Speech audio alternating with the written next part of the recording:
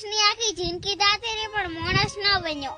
જન્મો એટલે મા બાપનો છોકરો બન્યો. પછી મુમાની ઘરે જોયો એટલે ભણિત બન્યો. પાછા ઘરે આયા એટલે હતા ઈ મોટા છાને ભણવા મીચ્યા એટલે નિહાળીઓ બન્યા. ભણી ગણીને નોકરી લીધી એટલે કોઈ વકીલ બન્યા, કોઈ પોલીસ બન્યા, કોઈ સાહેબ બન્યા, કોઈ ખેડૂત બન્યા, પણ મોણો તો ના બન્યા. આ બાજુ હાપ ને આ બાજુ કોટો. હારે ઠકાણે હગાઈ છે એટલે રમાઈ બન્યા. 12 મહિના હગાઈ રી, બે હગા ભેળા છે, વિવાહ કરશો પા? પુલાયા મહારાજ ને ગઢાયા મુરત એટલે લાડો બન્યા. બેણાઈ ઘરે લાયા ને 2-3 છોકરા છે એટલે બાપો બન્યા. વરે છોકરા મોટા છે. હારે ઠકાણે હગાઈ કરી તો વેવાઈ છે. વરે છોકરો બેણાઈ ઘરે લાયો. ઘરમાં વહુ આવી તો હારો બન્યા.